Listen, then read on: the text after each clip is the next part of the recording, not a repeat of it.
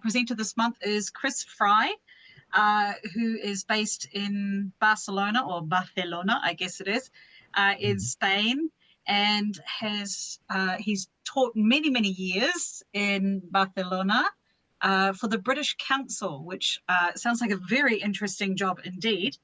And he has come to share his wisdom and his view from Europe with us this evening. And Chris, if you'd like to take it away. Yeah, thank you very much. I trained at IH in London way back before some of you were born, I think. But it was a wonderful experience. I enjoyed it so much, and it set me on the path to being a teacher of English as a foreign language. But I don't remember hearing anything about extensive reading when I was doing the course. And I went back and looked at my notes, and I could find no reference to graded readers, extensive reading, or anything like that at all. So I don't know where I picked up on the idea. I went to a little school in Madrid and worked for a year, and that was delightful. I enjoyed it enormously. And then went to a large school in Barcelona called the Escuela Oficial de Idiomas, which was a wonderful opportunity. They had language labs and overhead projectors and things, that I'd only read about. I didn't have an experience with them. And I think I was so involved in that I probably didn't start lending books to my students until maybe the second year or something. And I started off by lending books I had around the house, copies of Animal Farm and things like that. Obviously, they weren't quite the right thing for the lower level students. Anyway, I spent 5 years at the Escuela Oficial and then went to the British Council for 38 years. I'd hoped that it would be 40 years, but for one reason or another, that never happened. But I retired 8 years ago, but I'm still interested in particular aspects of English language teaching, and one of them is extensive reading. And so, in fact, I've given talks about extensive reading in the last couple of years. So I'm not going to talk about these things because it's talking to the choir, preaching to the choir, as I think Tom Robb said on some other occasion. The reasons for extensive reading, we all know about.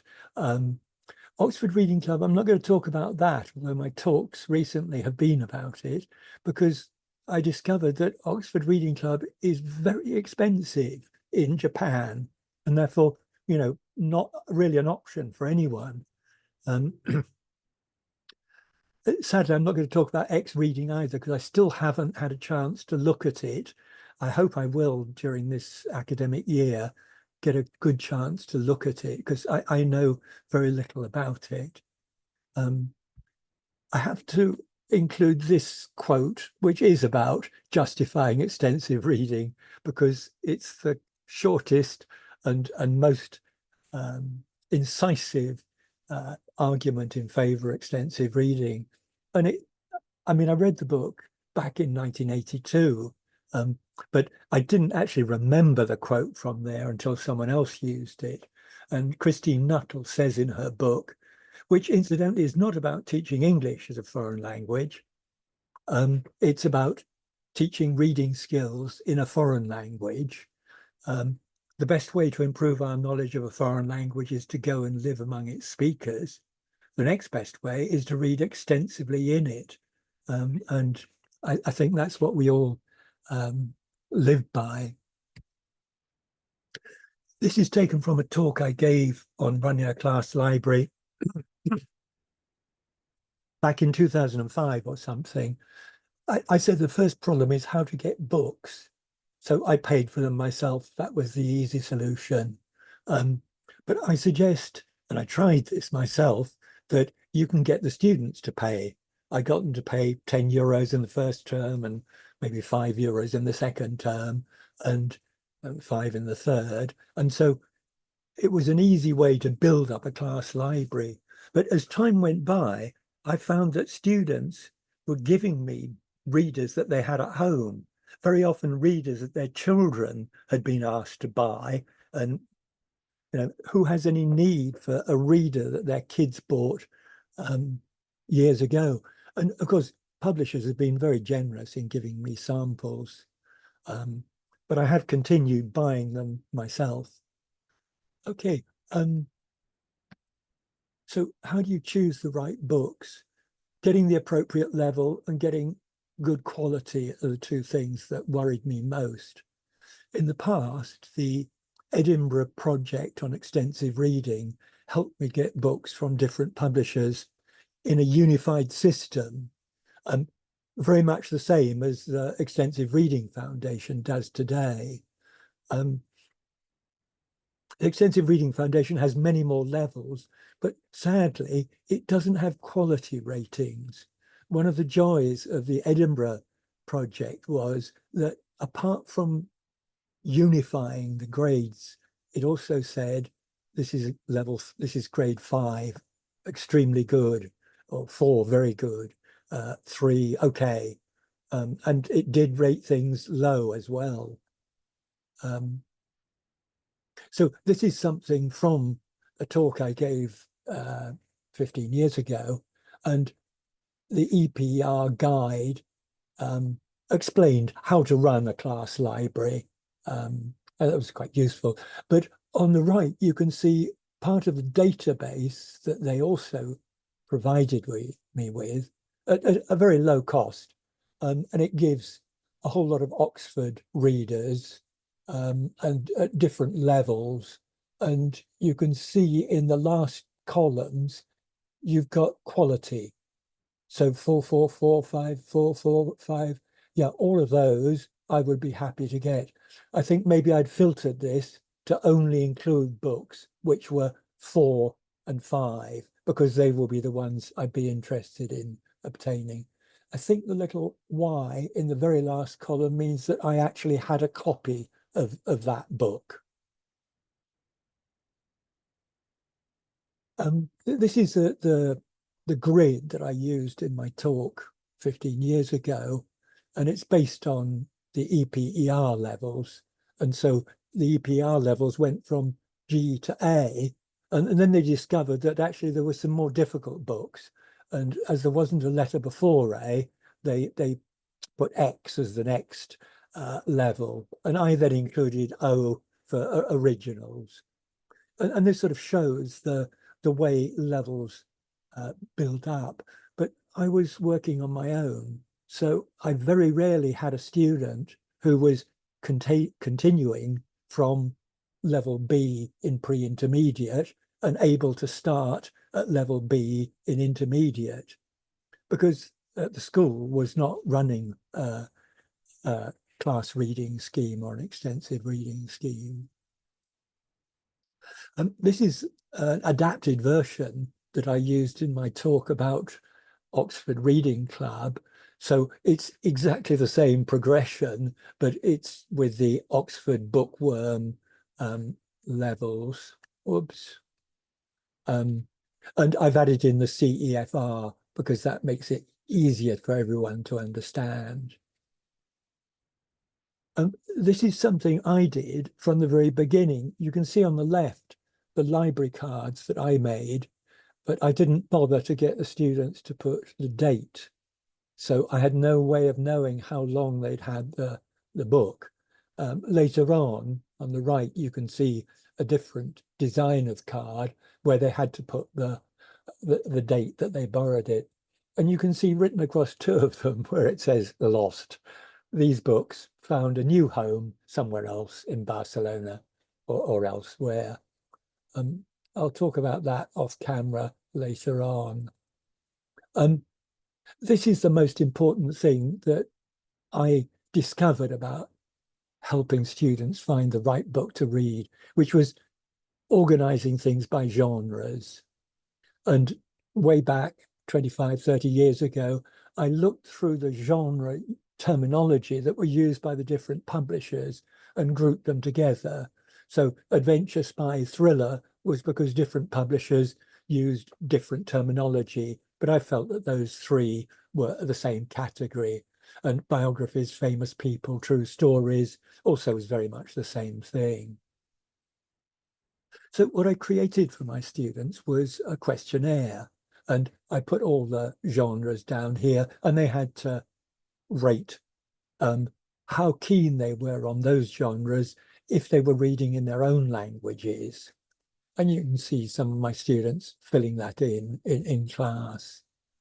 I also got them to sign it at the end because I wanted these books to come back to me. So I was saying, you know, you'll permit me to contact you to get my books back.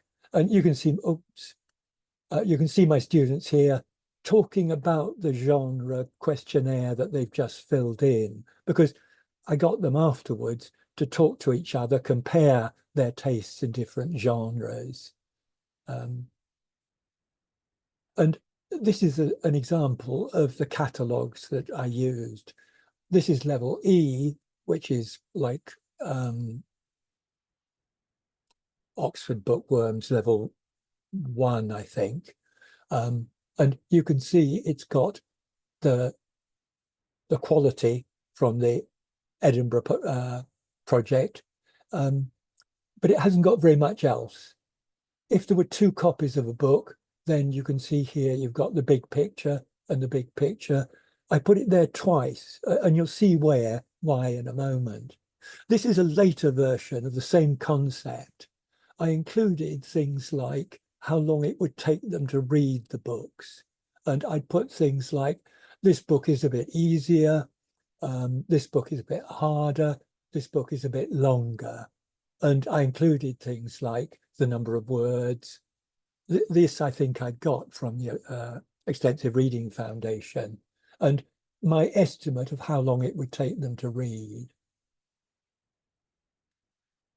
Now, this is why I included 2 versions of the blurbs of books that I had 2 copies of, because the students then went round and they put a post-it with their name on it on top of the blurb of the book that they wanted to borrow. And you can see that there are already some books which have been borrowed. I think I had 2 classes at the same level. And this is the box that I bought at the beginning of term for, I think, perhaps an intermediate class. And I think that's one of the vital things about the way I ran a class library was I brought a box of books or a bag of books to class every single day. And every single day I said things like, does anyone want to change a book? And nearly always somebody did. I think the other thing that I did, and I really recommend doing, is giving students feedback, giving them targets and feedbacks. I said 1 book a week. And of course, I was teaching quite low levels, so that was always possible. But then at the end of the first term, I'd produce a graph like this, showing how the class they were in had progressed. You can see there's a difference between the 2 classes. In this class, most people have got up to level D and C. In the next class, a lot of people still at the first level. So it was, you know, to get them to buck up their ideas a bit.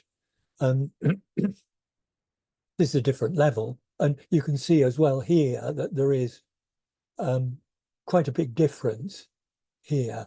I don't know which I prefer. I think in a way, I quite like the first one where everyone has got, or nearly everyone's got to C and B, but this one's more spread out. Some people had actually got to level A. At one time we were using Edmodo or WhatsApp as a sort of way of bringing the class together. And I would send people individually little badges like this when they'd read 10 books or 15 books or 25 books. And of course, some of them were reading 25 books. That's why I needed a badge for 25 books. Occasionally, I sent something to the whole class. And these 6 people had already read 15 books. And, what's your target for June? 25, 30? It's all trying to sort of encourage people to read, because they got no points, no score, no grades for their reading. But I gave them feedback every time we had a feedback session on their reading. But feedback goes 2 ways. I also got them to give me feedback on their books. These are the books that Teresa read in the first 2 terms. And you can see it's already got her grades for the first 5 books, because she read 5 books in the first term. And it's waiting for her to fill in the grades on the 3 books that she read in the second term. Obviously, Jamaica Inn, Garibaldi, The Mayor of Casterbridge are much longer. So it's understandable that she read 3 books the second term, and I mean, Bruce Springsteen is pretty short. So I used that to filter out the books which really weren't very good. So When Summer Comes and A Journey Through Japan and Bruce Springsteen would be candidates for elimination from next year's class library. Here's a breakdown of the books at level E that I dropped in September 2004. Clara was rated highly by Edinburgh, but not by the students. Maybe it was a different age. Maybe the Edinburgh project was looking at youngsters who perhaps liked the romantic story of Clara and Girl Meets Boy, and my adult students thought it was a bit childish. But I like Michael Jackson, Who's Bad, but my students didn't. So sadly, it was dropped. Here's a breakdown of the number of books I had in the library at each level. So I had 91 books at level E, but only 62 were used in the class library. The ones I didn't use had been eliminated for one reason or another. My own opinion that they were lousy books, or the students' feedback that they just weren't popular. I think if 3 people rated a book and the rating was below 3.5, it was dropped. As you can see, I had quite a lot of books, so I was able to be ruthless in eliminating books. I was able to eliminate 25% of the books and still have 400 books between the different levels. This is a more complicated breakdown. It's probably too small to see, but it was trying to see the most popular books. And you can see that The Locked Room was the most popular book. And Oxford were the publishers of quite a lot of the most popular books. The ones in grey are series which no longer existed, sadly. Marilyn Monroe was a really popular book. It's no longer available, and my students liked it so much that they kept all the copies I had. I haven't got a single copy left. So at the end of the year, what happens to the books? Well, if they're mine, they come back to me, and I chase students up who didn't give the books back using email, WhatsApp, or even telephone calls. But if the students had bought them, I allowed them to decide whether they wanted to keep 1 or 2 each, or whether they wanted to donate them to the school library, or whether they wanted to, donate them to my class library. Nearly always they said, no, you keep them, Chris, and lend them to the students next year. So that was another way that my collection built up. But I abandoned asking students for money after a few years. I suppose I'd got quite a lot of books by then, and maybe it was not viewed well by the school I worked in. I have to mention my star student, Dolores. because she was fortunately with me for 2 years. So she was with me at pre-intermediate, and she read 227,459 words, which is pretty good. I don't know. I know in Japan, a lot of people are set a target of a number of words, but she was a star student, and she moved up from A1 books to B1 in pre-intermediate. So she was reading way beyond the level of the course. But as she continued with me in the next course, and she read 381,232 words in that course, and she went from B1, where she left off in the previous course, right up to Easy Original. And here's a breakdown of the books by Alexander McCall Smith that she read. She read Tea Time for the Traditionally Built and Morality for Beautiful Girls in the original version.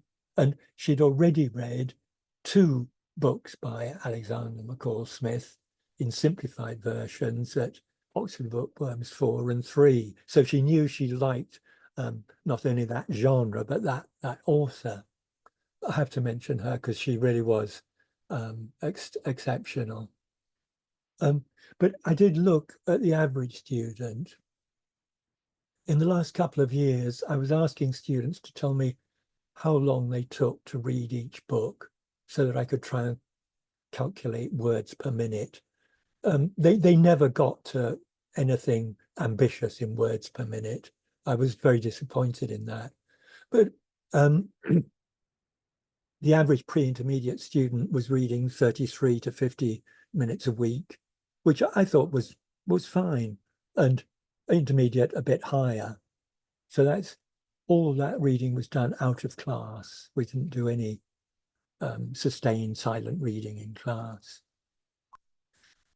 So a couple of years ago, I discovered Oxford Reading Club as a result of the COVID pandemic, when Oxford University Press made a lot of their books available to everyone for months and months.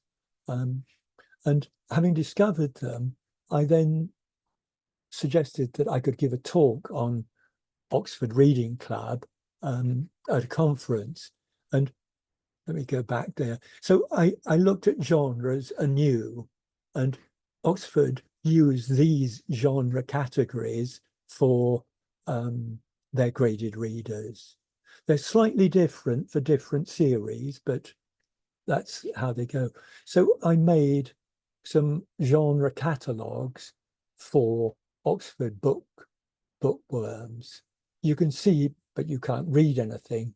Here I've got the cover and I've got the blurb, and they're organized by genres. It's crime and mystery. I can't read that one.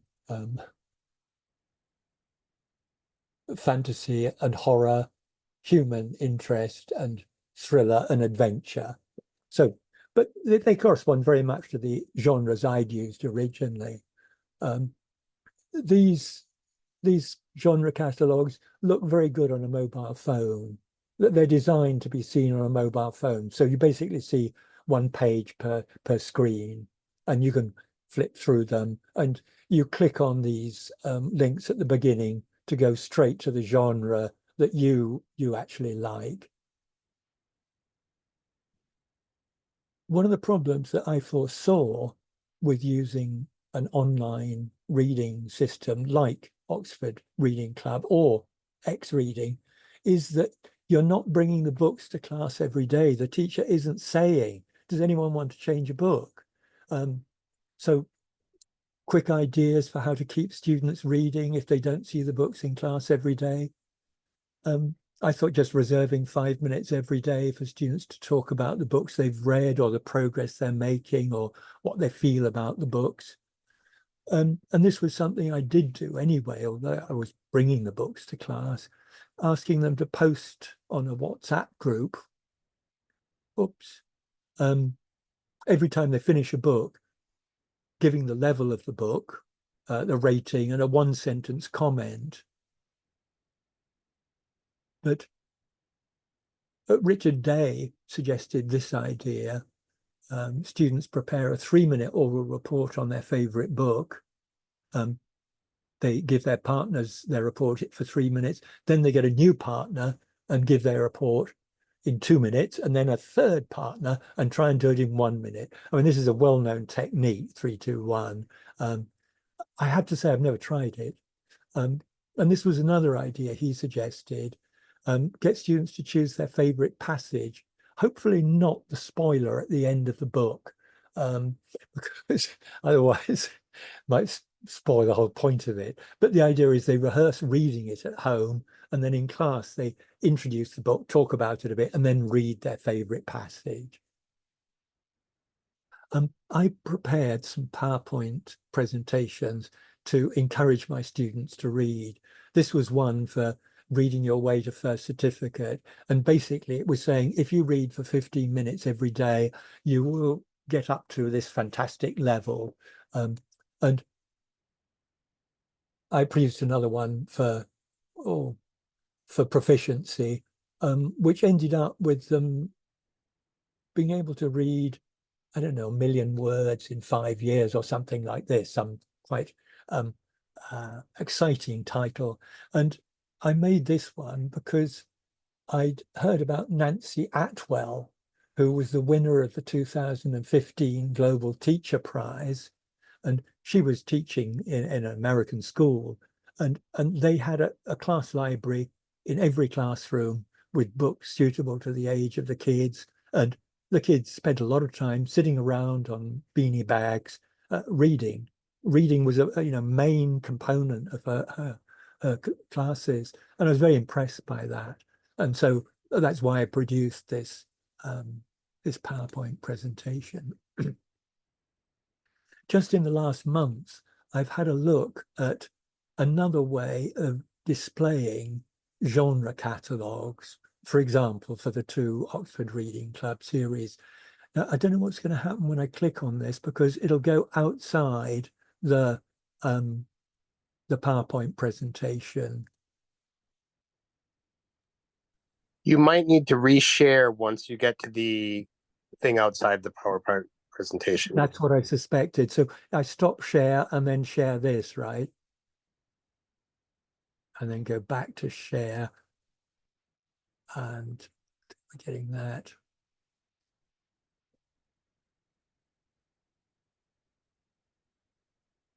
Is that something you can see now? Perfect. Yeah. And someone else had done something similar, but not with guided readers. And I thought, wow, I could do the same thing with simplified readers. So here you've got human interest. There are 5 books there. So if you're not interested in that, go straight to TV and film adventures. You've only got 3. Peter Pan there, Swiss Family Robinson, 20,000 Leagues Under the Sea.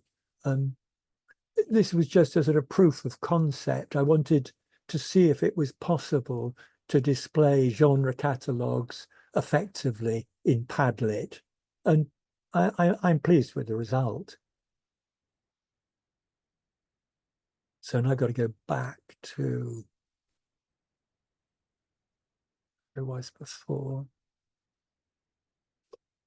So I did that at 2 levels and tried to get my granddaughter interested, but she's a teenager and I think she's got other things on her mind.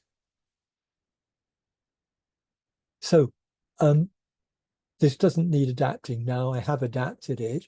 This is a QR code that will take you to a folder that I've created on Google Drive called Extensive Reading.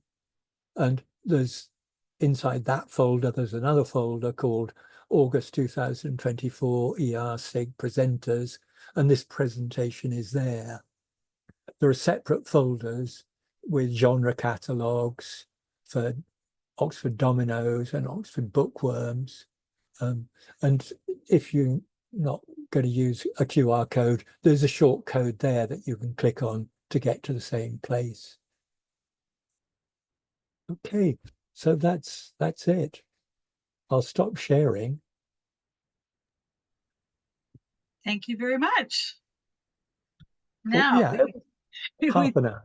Yes, no, absolutely wonderful. And I think, Patrick, you've got a first comment there from you, if you'd like to unmute and share what you wrote there. Yeah, sure.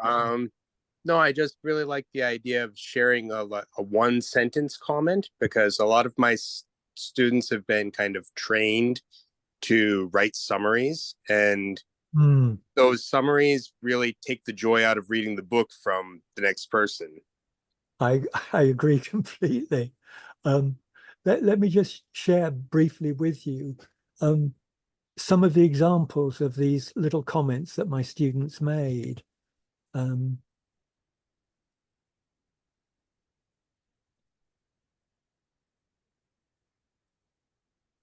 So under Gandhi, I really enjoyed it. It was easy to read, but I also learned the meaning of new words and expressions. That was Herminia. And down here with William Shakespeare, Sandra B made a comment and Carlos G made a comment. Okay, sometimes there were two sentences, but the whole idea was, as you say, Patrick, not to make it a drudge. It was supposed to be something that you could do in a moment. Very good. And also, as Patrick said, that it's quite good if they have their own line group. So in Japan, we use Line rather than WhatsApp. Yeah.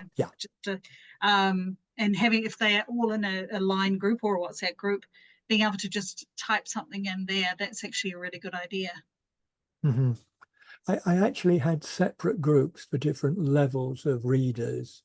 So if a student was in level A, which was like first certificate level, they would only get comments about readers of their level.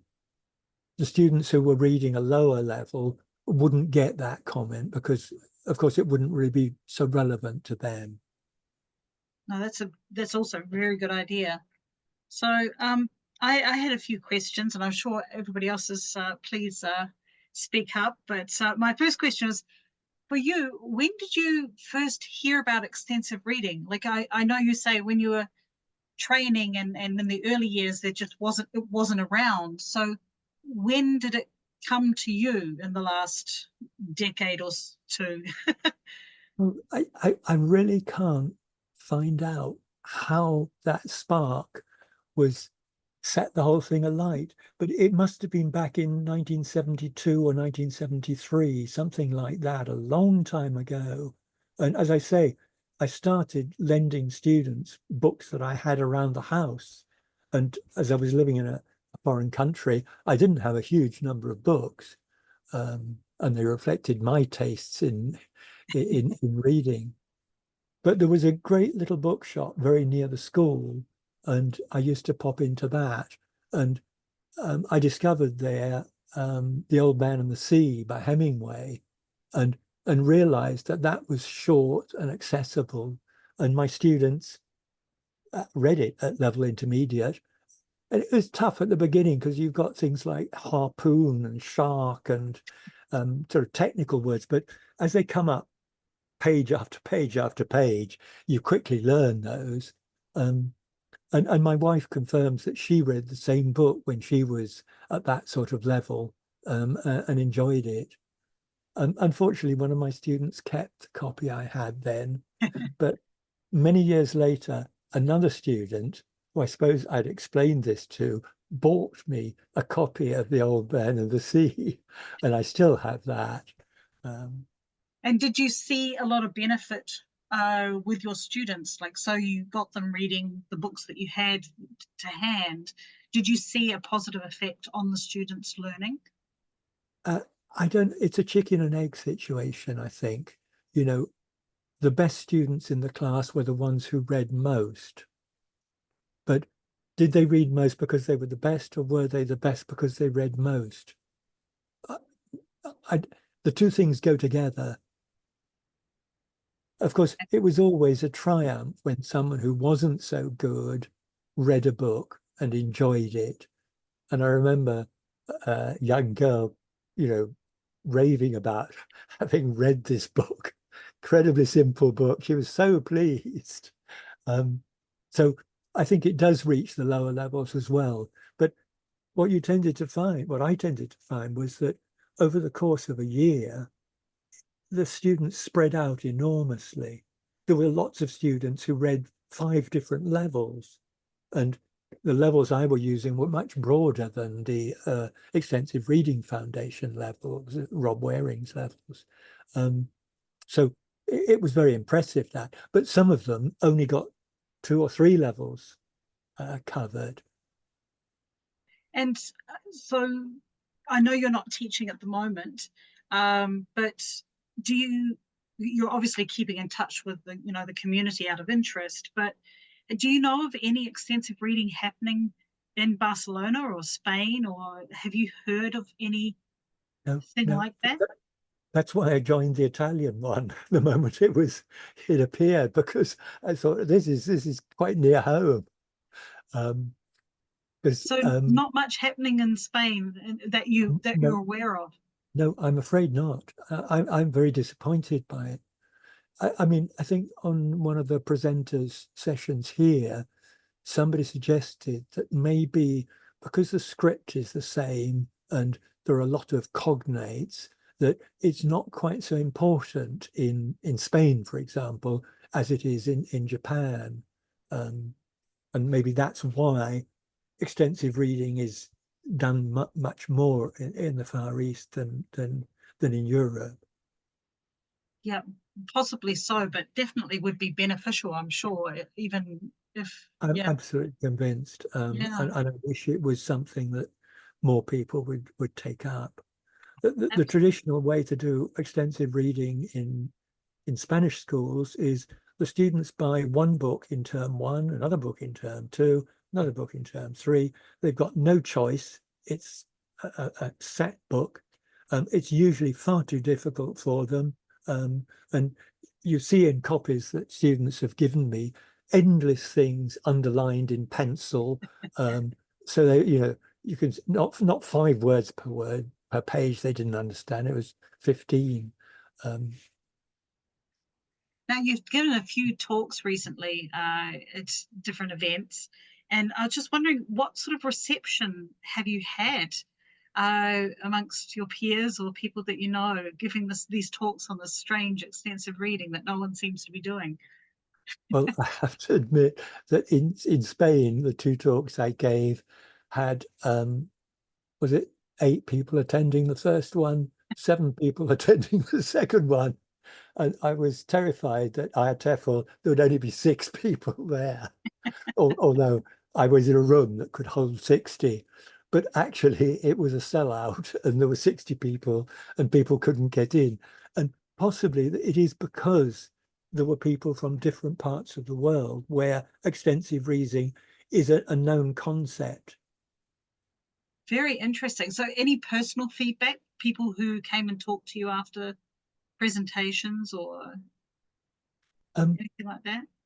I think somebody who couldn't get in asked me if I would send them the link to the talk or something like that, which of course I did.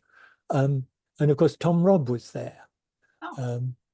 I bumped into him at another talk where I'd just gone to sit down near the front, which I always do, and sat down at the end of the row and looked across, and there was Tom Robb, who I knew from way back when, nothing to do with extensive reading originally. And yeah, he said he was going to come to my talk. Small world. Yeah. Now, has anyone got any questions before? I mean, I have more, but I don't want to hog the show. So anyone? Jackie, Noriko, Kimberly, anybody? Yes, Jackie. I was really curious about the quality ratings that you said EPER gave to all of the books. Do you know how they came at those ratings, or what kind of influenced I think it was a 2-man show or 1-man and 1-woman show. And I think they just individually read the books and rated it. As far as I know, that was the rating system. And of course, that's not 100% reliable. You really want people with the same background, the same age, etc. So that was a good thing, that I was getting feedback, and I always gave preference to my students' aggregate evaluation of books over the Edinburgh evaluation. I suppose, though, it's difficult to keep the publishers happy if you're going to give a 2 to one of their books. And this may be why the Extensive Reading Foundation doesn't grade the books. Yes, I was I was looking at your list and I saw too poor. It's quite harsh, but I was also curious, did you agree with the ratings? Like just personally? Not always, not always. The example of the Michael Jackson one, which I really enjoyed, I would have kept that in the collection, but I didn't, because I felt students voted that down. We've got plenty of books, get rid of it. So I've still got that copy there in a box of rejected readers. No, the student evaluation was the primary one for me, rather than my own opinion or Robert Hill's opinion. Did you try to cycle them back in? The rejected ones from one semester or 1 year, and then let's give it another go. Maybe Michael Jackson can come back. They were out. They were out. I think if I'd had fewer books, perhaps I would have been tempted to do that. But I don't remember doing that. Of course, occasionally I had to allow books in which were under 3.5 because of shortage of books. So maybe I'd let something that was 3.3 in because at that level I hadn't got enough books if I demanded a higher level. So in that sense, yes. Right. Thank you. Sorry to speak so much, but I'll let somebody else ask. Thank you very much, Chris. That was actually my next question, was about the quality rating, because I haven't really come across that with any of the reading that, like you say, the Extensive Reading Foundation or somebody else probably doesn't want to offend. So having quality ratings is, and also it's so, like, it's such a personal opinion. It's can be a bit tricky. Absolutely. So I mean, the opinion of some Spanish teenagers would not really be relevant for adult Japanese businessmen or something. Yeah, I think you can only keep it local, really. That's when it's most valuable.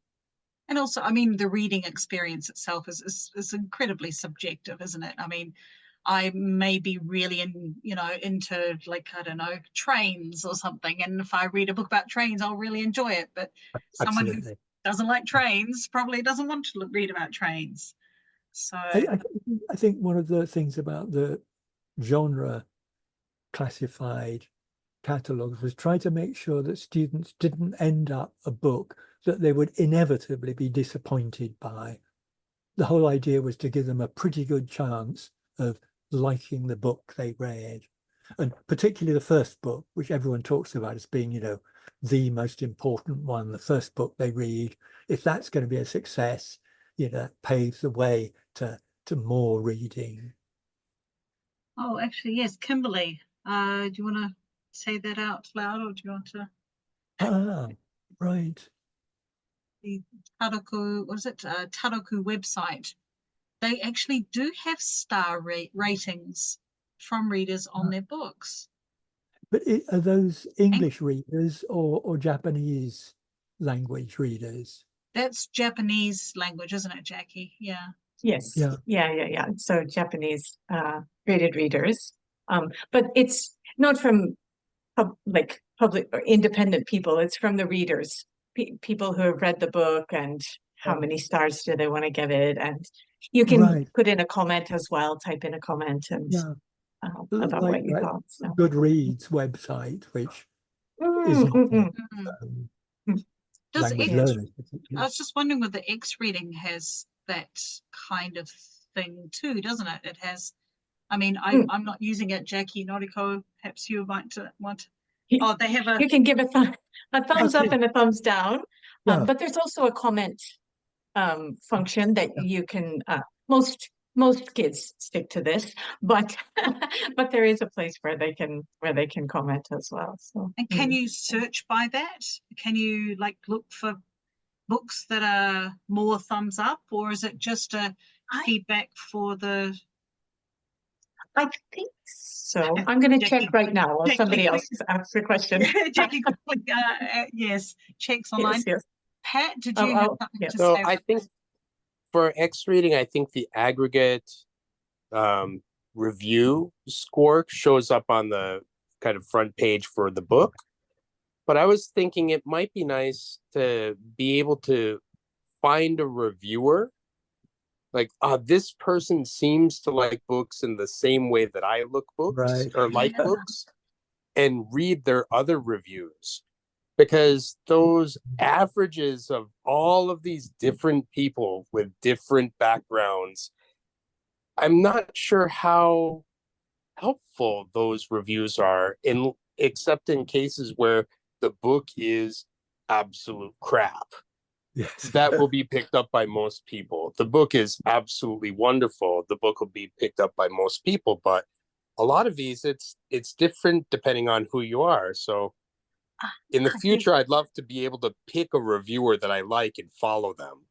I think that's a great idea. That's a nice idea. Yeah. Is that something that you can do on Goodreads? I read about Goodreads sometimes, but I've never used it. I've never used it. I've just occasionally, when I put a search in, it refers you to a Goodreads review. So I don't know, but it's a nice idea that of being able to follow someone who isn't in your class, who's maybe other part of the world, and follow their recommendations. I think that's really good because I mean, in this day and age, with social media, people are used to following an influencer, following this account, following that one. So it would be an interesting way to try and encourage people to read if you're following someone who seems to be reading what you are interested in. So it's a very good idea. But Jackie, could you put that back up again? Because so X reading does have a what is it, an aggregate of the reviews. So I think you're still muted there, Jackie, if you do want to say something. Yeah, no worries. Just I was working on it. But here, okay. Yes, it shows this just as an aggregate, like you said. And I clicked on this more info, but it was taking a while. I don't know if you can still see it. But I don't. Yeah, it was just going round and round in circles. So I stopped it so that I can go back. But that's interesting. So 97% thumbs up from 1,317 ratings. Definitely gives you more of an idea of, Yeah, that's very good. Yeah, Oxford Reading Club doesn't have anything like that. So there are. Oh, there are public rating. So they actually do. You can look at the people's reviews. Yeah. Just gives the school, of course, not a name, but you can just look for ones that have reviews instead of just the thumbs up, thumbs down. But I think Jack is brave. That's interesting. I love this one. So nice. Oh, that's really, really interesting because I think that is a really good way of encouraging people to explore different titles. If they see other people have enjoyed it, it's definitely more appealing. Yes, and I'm sure there's a way to search for it in here. You can search on just about everything publisher. So I think ratings is probably one of them as well. Maybe. Very interesting. It's not in here. But anyway, sorry, tangent. Okay, I'll stop sharing now. No, that's definitely very interesting. I also thought it was very interesting, Chris. You made a note on some of the the books that you had, the time to read the books. That's not Yeah. something I've really done. And I mean, of course, obviously everybody's reading speed is slightly different, but giving a rough idea is quite an interesting way to help a student sort of see how much time they need to plan in their week, kind of thing. To yeah. Inside each of the books, I also put down how long it would take them to read at 50 words per minute, at 100 words per minute, and 150 words per minute. And I was asking them to tell me how long they actually took to read it, so that I could give them feedback on their reading speed. But as I said, I was very disappointed. I wasn't observing some dramatic increase in reading speed, and the reading speeds were never even 150. Yeah, I mean, I know there's been research done, and actually, I think there's a talk coming up next week about using speed reading techniques to help with extensive reading. But as a person myself, I love to read, but I'm a very slow reader. I have always been a very slow reader. And when I'm distracted or under pressure, my reading speed goes down a lot. So I always feel I feel for my students because I'm not fast. And I think they expect me to be because I'm the teacher. So yeah. Pat, did you want to comment on that? Yeah, and I think there's a reading speed of what you can do as far as decoding, but reading for enjoyment is not just decoding. So it can involve remembering something that you experienced yourself, imagining yourself in that situation, and that you're enjoying the book, but it brings the reading speed down. I think even for some books, chapter by chapter reading speed can change because there's some where it's building up and it's still setting the background, and it's kind of a little bit of a slog at the beginning, and then you get to a turning point where everything just starts becoming much more fast and you want to get to the next page, and then maybe you don't want the book to finish, you slow down again. So I think like the speed reading is maybe looking at reading from just a decoding point of view. Can you change these letters into sounds? Can you change these sounds into words and ideas? And it's not necessarily what we're doing when we're really reading, but having that decoding skill is something we do need, because without that, we can't get the words. I agree. Chris, is that something that you found with? I really liked your comment, Patrick, about slowing down because you didn't want the book to finish. I remember reading David Copperfield the first time, and I didn't want the book to end. I'm sure I slowed down because you knew when you got to the end of the book that whole world was finished. Yes, that's definitely.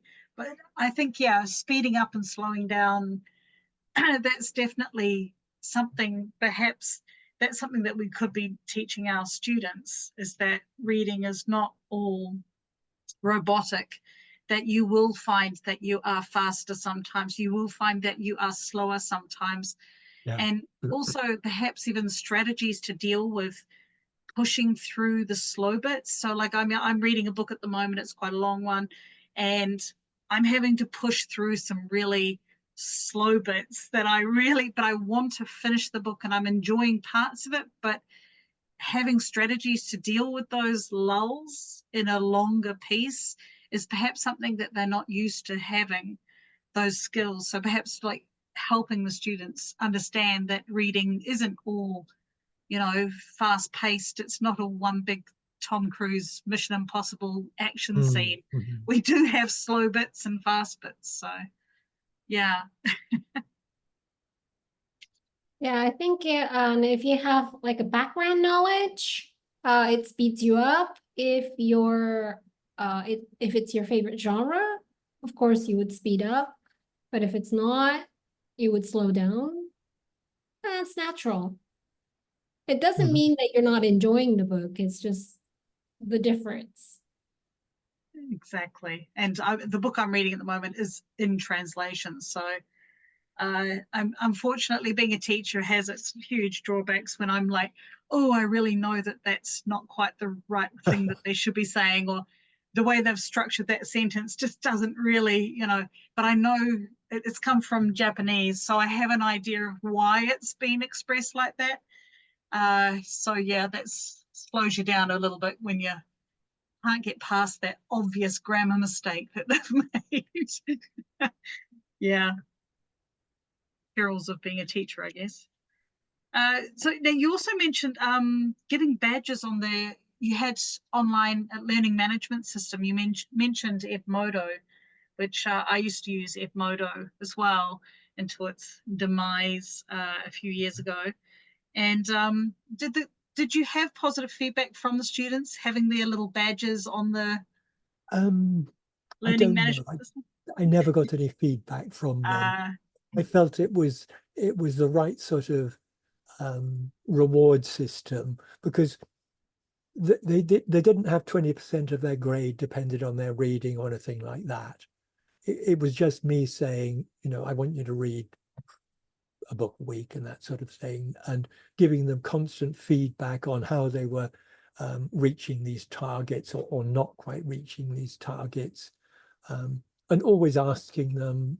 Every term we had a sort of counseling session, and I would always ask them about how they viewed their progress and what were they enjoying most, and was there anything they'd like to change and stuff like this.